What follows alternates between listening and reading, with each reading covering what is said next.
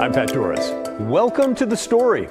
Let's start tonight with a whole bunch of numbers for a big looming problem. We have 81 schools in the Portland Public School District that could be closing down next week. About 45,000 kids who would be out of school and about 4,000 teachers ready to strike if the district does not meet their demands. Based on the final offer, the two sides are about $60 million apart, so not very close, at least when it comes to salaries. So how do you make everyone happy? That's tonight's big story.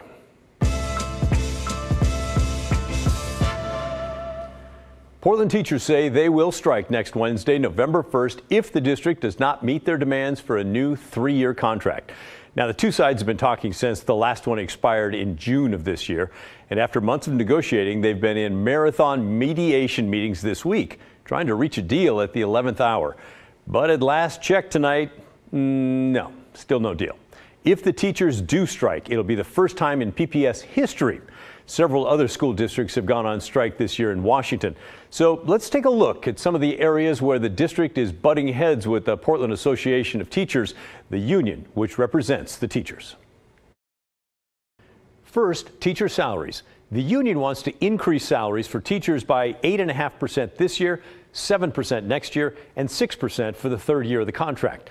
The district says they can go about halfway to get there, 4.5% this year, 3% next year, and 3% for the 2025 to 26 school year. The teachers are also asking for more planning time in their weeks to work on things like lesson plans, grading, communication with parents, and other things that they need to do without the students being around. Right now, elementary school teachers get 320 minutes of planning time a week. That's a little over an hour a day. And middle and high school teachers get a class period each day for planning. The teachers want their planning time to be increased to 440 minutes a week, or just under an hour and a half a day for planning for all teachers at all grade levels. The district says they're willing to go to 400 minutes a week for elementary and keep the current amount for middle and high school teachers. They say they don't want to give the teachers the planning time they're asking for because they're afraid students would lose too much instructional time. Another big sticking point is class size. The teachers want new limits on class sizes. Here's a look at the caps they're asking for. 23 kindergartners, 25 first graders, 26 for the rest of the elementary school grades. And for middle and high school, the teachers want a cap on the total number that they teach throughout the day at 150 students for middle school and 160 for high school. There are other limits being proposed for things like special education and other kinds of classes, but we're going to stay focused tonight on the main classes. The districts told us the class caps are not feasible. They say it would require adding an extra classroom if one group is over that limit, and that some schools simply don't have that space. The district also argues it would be forced to hire 500 new teachers to create smaller class sizes, and that would cost them $200 million. Right now, they pay teachers extra if their classes go over a certain number of students. The district says they want to keep that policy in place. Next sticking point, classroom conditions. The teachers want to be able to refuse to work if the classrooms aren't in good condition. What does good condition mean? Well, first, temperature. They don't want to work in classrooms that are too cold or too hot. They want to be able to refuse to work in a classroom that's below 60 degrees or above 90 degrees, which does seem kind of chilly or a bit sweltering. They also want to have the school's administrators move their classes to a space that's more comfortable until the temperature is regulated. They also want to be able to refuse to work if there's a water leak or some sort in the classroom, or if the power's out. Okay. And they want their classrooms to meet what they're calling basic cleanliness standards. They don't want rodent droppings or mold or other issues. We want to do right by everybody, but we can't do it under these conditions. We can't do it in moldy classrooms, in classrooms with rice and with mice and rodent droppings everywhere. We can't do this in buildings where the roof is leaking. We need so many more things to make our district functional and to make sure that we're supporting our kids, and that is why we won't be in school. The district tells us they're working on getting the buildings fixed up, but they say, listen, many of the schools are old, like really old. Several of them are turning 100 this year. Happy birthday. And the money to fix them is slow in coming out. They also tell us fixing up the buildings is logistically very challenging. They have to find a new space for the kids to learn while the school's being fixed. And they're taking issue with the term basic cleanliness standards. They say, come on, that's too subjective, and that everyone has a different idea of basic cleanliness. But as far as things like rat droppings, the district says it's really not very common. They've had fewer than 10 reports this year. The last big point of contention, student discipline. The district has procedures in place to discipline kids who break the rules and different ways to address the behavior based on what the student does. Both the union and the district agree that they should take into consideration everything that's going on with the child, whether they're dealing with bullying, racism, homophobia, transphobia, issues of poverty or abuse, or other things that are going on at the home. And they want to see the district move away from flat out removing a student from the school if they're having behavioral problems. But what to do with them at that point, that's where they get stuck. The union wants each school to have a designated intervention space for kids to go to when they're having a hard time in the classroom and getting disruptive and acting out, that sort of thing. They want that space to be equipped for the student to keep learning, and they want it to be staffed all day long by someone who can help the students with their work. The district says they kind of like that idea, but they can't get to that yet. They've agreed to start looking into spaces that can be used in the schools. But at this point, they say they don't have that space at all schools, and they definitely don't have the money to hire a staff member to work in it all day. There's a lot more to the contracts and each side's proposals. These contracts are long and dense and thick, and they have caveats for lots of different scenarios. But those are some of the big parts that the union and the district say they just can't agree on. Bottom line, teachers say the district has the money. They're just not willing to spend it. They say the district is keeping too much money to themselves in the rainy day fund, which is now around $100 million. They say they're also spending too much on the central office and not spending enough on schools. Year after year, the district projects a deficit, and year after year, they have an increased ending fund balance. So they say there's no money, and then at the end of the budget year, there's always money left over. And not just in the general fund, but in the special funds, the funds that we fought for to get students more supports. The district reps say they want to be able to give the teachers everything they're asking for, but they have to be responsible with the money that they do have. They've agreed to spending some of that rainy day fund, but they say public education is not getting enough support from the state and that it shouldn't be on the district to come up with the money on their own. We would like to give our teachers the world, but we live within a fixed resource allocation that comes from the state. And what we're talking about is a fundamental underfunding of the quality education model. Our teachers have received cost of living increases the last 3 years, and our proposal that's on the table would offer them 4.5%. That funding would take our average teacher salary over $87,000 a year. It would, by the end of the contract, ensure that 60% of teachers made $90,000 or more, and that 40% of them made $100,000 or more. We think our offer is fair given the constraints of our resources. I would give our teachers the world if we had unlimited resources, but we don't. We don't have an imagination problem. We have a budget problem. We have a math problem. One big picture bit of context for this past spring, Oregon's legislature invested heavily in our public schools. They set aside $10.2 billion for the state school fund. That's $700 million above what they spent the 2 years before that, and the most ever for that 2-year budgeted fund. Lawmakers say that when paired with local property taxes, the total funds for K through 12 schools would reach $15.3 billion for the whole state. That's a 12% increase in funding over the last 2 years. On top of that, state funding is also pumping in another $1 billion per year for early learning and K through 12 education. That comes in through the Student Success Act, which passed back in 2019. Now, if the teachers do go on strike, 45,000 kids are going to need somewhere to go. Parents are getting together now to try and help each other out, and some workplaces are making arrangements for parents. This is video of Vida co-working. We went out there today to check it out. The parents that work there created a space for their kids to hang out while they work. Oregon Governor Tina Kotek told OPB last week that her office is keeping an eye on things and they'll engage if needed. And Multnomah County says they'll help families of preschoolers on a site-by-site basis. For families who rely on school for food, for example, the school district says they'll have grab-and-go meals at sites all around the city. You can find those locations on the district's website. As for how long a strike could last, come on, there's no telling, really. Several schools in Washington went on strike earlier in the school year. The Evergreen School District strike lasted 7 school days. The Camas School District strike went on for 8 school days. The students in both districts will have to make up those days during the school year. The Portland Association of Teachers says the teachers who participate in their strike, if they do go on strike, will be eligible for $120 a day paid through the Oregon Education Association Strike Relief Fund. We're going to be keeping a really close eye on all of this and let you know if anything changes. In the meantime, what are your thoughts on a potential strike? Do you think the teachers should get everything they're asking for, or do you think they should give something up? If so, what should they let go of? Let us know, will you? Send us an email. The address is thestory@kgw.com, or leave a voicemail, 503-226-5090. Coming up next on The Story, the city of Portland announced where the second mass encampment site will go.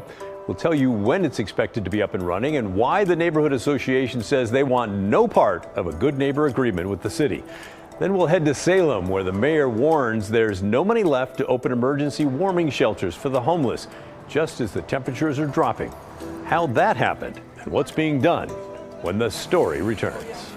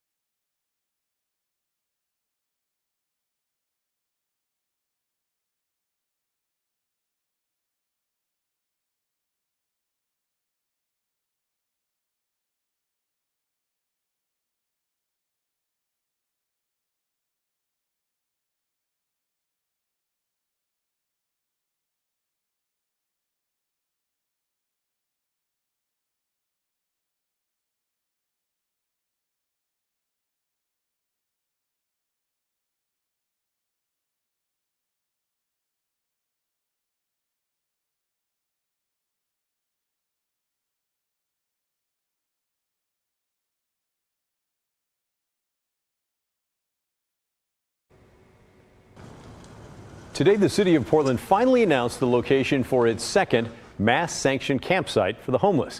This one will be in North Portland, along aptly named North Portland Road on the edge of the St. John's neighborhood. It's an industrial area, and at the moment, as you can see, looks pretty run down. Lots of piles of debris and apparently an abandoned building there. Portland's Bureau of Environmental Services owns the lot, and we're told it will be primarily used for people living in RVs and campers. Around 200 people are expected to live there, and the site will have pods and tents. The California-based group Urban Alchemy will run it. They also run the city's first mass-sanctioned campsite, which is open now in southeast Portland near Powell Boulevard. The city says the plan is to open the North Portland site in the coming months. It's part of the mayor's effort to rapidly increase shelter sites, which could help enforce the upcoming daytime camping ban. Because in order to enforce that ban, officers will have to prove shelter is available to someone who refuses it if they're camping in an unauthorized area. By the way, that enforcement that was supposed to start sometime this fall is still at least a few weeks away. The mayor's office says they're going to give everyone a 2-week notice, and that has not happened yet. So, as you might imagine, with the new site announcement, the St. John's Neighborhood Association not all that happy. The mayor's office says they met with the local stakeholders near the site, and they're working on a good neighbor agreement. But the neighborhood association gave a polite stiff arm to that idea, refusing to work on a good neighbor agreement because they see it as a formality that will not actually influence the city's plan. In fact, the association sent us a statement laying out the timeline of how they learned about this. The board first learned about it via email on October 13th, so a couple weeks ago. Then a call with a city rep was scheduled for the 18th. That rep gave a presentation to the board yesterday, and that was on the 25th, and recommended that they do that good neighbor agreement, to which the board said, hey, thanks, but no thanks. And then the public announcement came out today. That's why I was chuckling, because such a compressed timeline. The board was told the site would be up and operating in roughly 3 months. Now, let's move our focus to the south, to the homeless issue in the city of Salem. Mayor Chris Hoy says he has serious concerns. He said the city is out of money to open emergency warming shelters with cold weather about to set in. It's no secret that people rely on those shelters to escape the elements. So how did they run out of money? And what do they plan to do about it? Blair Best has our story. Yep, this is how I keep everything dry. This tarp is Skylar's only protection from the rain. I stay warm in my sleeping bag, which is soaked right now. He's been homeless in Salem for 2 years. When it turns cold, he relies on warming centers. It's not fun when you're freezing to death. A fear shared by many on the streets this year, since Salem has run out of money to open emergency warming centers. I can't believe that Salem, Oregon doesn't have the funds to repair our warming shelters. It takes several deaths before they say, oh, well, maybe we should put some funding into not letting these people die of cold. We're doing all we can to make sure that people are safe. Salem Mayor Chris Hoy says they were using state money they got during the pandemic to run emergency warming centers. That money was redirected a few months ago. Panic. I mean, it's a problem. I mean, it's a big problem for us. Obviously, when we aren't able to shelter people during our cold spells, people die. And that's not okay. The city has $150,000 to put towards the emergency shelters, but they need $850,000 more. So now they're asking the state to step in. We are trying to create some contingency plans to use what we have. The Mid-Willamette Community Action Agency, the group that typically runs Salem's warming centers, is instead planning to put up tents for about 90 people as a last resort. The warming is so vital in a community because it allows people to get in off the street. It puts them in a warm space, a dry space, lets us get a little bit of food in them, some warm liquids in them, and that can interdict that cycle of kind of that downward spiral that many people experience when living outside. That's our one way of being safe. So the governor's office tells us it's up to Marion County to declare a severe weather emergency. That's the only way the state can step in to give Salem the money it needs to run these warming centers. So we reached out to the county to see if they plan on doing that, seeing as temperatures will be reaching 30 degrees this weekend. And we haven't heard back yet. Now, I also want to point out, come November, Salem voters will be deciding on whether or not to approve a tax on people's payroll. Well, why does that matter here? The mayor tells us if it passes, money from that tax will go toward homeless services, like warming centers. Now, the governor has already said she plans to vote no on that tax, saying they need to have more conversations on how it would be used. But even if it does pass, it won't go into effect until this summer, leaving the future of warming centers this winter still in jeopardy. In Salem, Blair Best, KGW News. Thanks, Blair. A lot of sides to that story. Coming up next on The Story, the snow crabbing season in the Bering Sea is canceled for the second year in a row after billions of crabs vanished over the last few years. Theories swirled over what happened. Now a new federal study appears to have solved the riddle. We'll explain when The Story returns.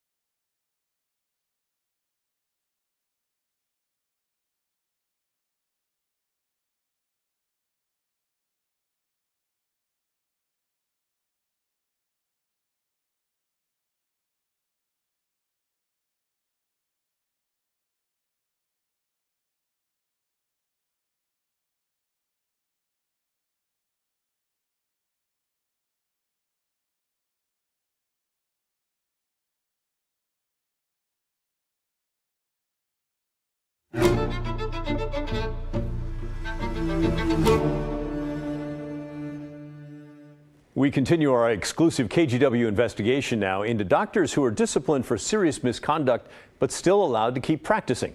KGW has a new documentary on the subject called Sick Medicine.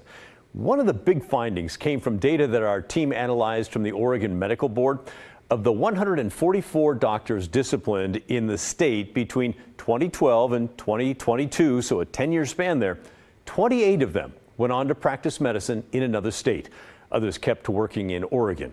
Ashley Korsland joins us now. Ashley's, one of the issues that you often saw is that in most of these cases, the victims just can't talk about it. Yeah, they couldn't talk with us at all, some of them, and that's because of confidential settlement agreements. So what we found, Pat, is that in a lot of cases where a patient would sue their physician for negligence or even sexual misconduct, they settled confidentially out of court. So that meant that the patients, sometimes even their family members, were not able to share any details about what they experienced. That really a major reason why these types of cases stay hidden from the public's view. I talked with a couple longtime Oregon attorneys who specialize in medical sex abuse cases who say that these agreements are happening much more often than they used to. If you agree to keep your mouth shut in order to settle a case, the public suffers enormously. Are you able to guesstimate maybe what percentage of cases you're seeing resulting in these confidential settlements now compared to maybe 10 years ago? I would say now I see them in 95% of my cases that Wow. They want a confidentiality agreement or a non-disparagement of at some point. It was much less than 50% 10 years ago. Yeah, but all the rage now. All right, so if people have these confidentiality agreements, how did you find people and get them to talk to you? Well, we had to rely heavily on public documents. So what limited medical board records we could get, a lot of lawsuit materials is what we went to. But, you know, Pat, that took us months and months and months. We're talking a 9-month research span here that we had to request, interpret the data, look at all of it, analyze it. And I think most people in the public don't have the time to do that, the tools to do that, and they wouldn't really know where to look. And then on top of that, you have a lot of state medical boards that don't have any indication of past investigations on their website, so you wouldn't even know it exists. Wow, that is daunting for the general public. Yeah, seems like something needs to change there.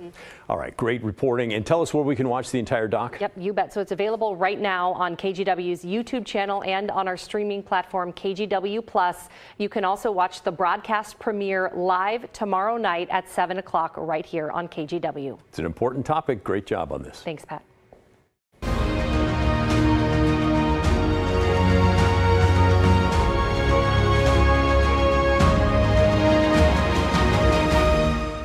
Two weeks ago here on The Story, we brought you a big series on the crabbing crisis in the Bering Sea near Alaska that has a big impact on parts of our economy in the Pacific Northwest. The snow crabbing season there was canceled this year for the second year in a row. The reason? Billions of snow crabs essentially vanished.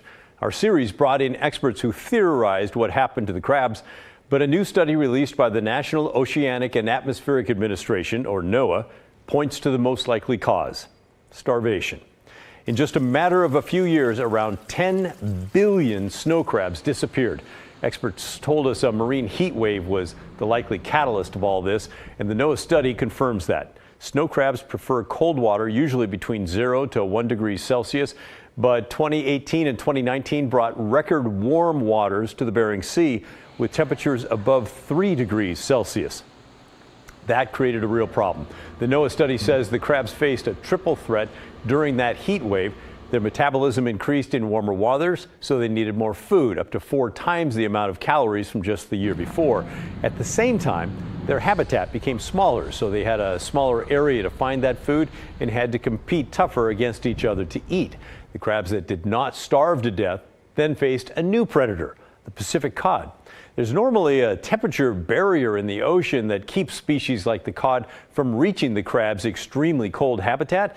But during the heat wave, cod were able to make it into those warmer than usual waters and found many crabs waiting for them to eat them. And so they did. That led to the wipeout of all those snow crabs. Data for the 2022 and 23 shows the temperatures are almost now back to normal in terms of coldness there in the Bering Sea. But it does not mean it's going to stay that way. Researchers say it's a waiting game to see if the population bounces back. You know, I do think for an Arctic species, the future is uncertain. Like I said, I'm an optimist, and I can only hope that the conditions continue to support viable populations of snow crab. Yeah, I think we all hope that. Scientists say canceling crabbing season will give the juvenile crabs time to mature, but it could take years for the population to return to what it was, if it is ever able to rebound. Moving on to a cheerier note now, the KGW Toy Drive is coming soon. We need organizations to sign up and help collect toys for kids. Head to kgw.com/toy to learn more. Also, we want to thank Level Beer in Northeast Portland for signing up already. Last year, you know, we collected 35,000 toys. We'd love to do more this year. Please join us. Head over to kgw.com/toy. Well, that's the end of our show. Thank you so much for watching. And remember, the story, our story, that never ends. The good stuff's coming your way next. Enjoy the rest of your Thursday, and I'll see you right back here tomorrow night at 6:30.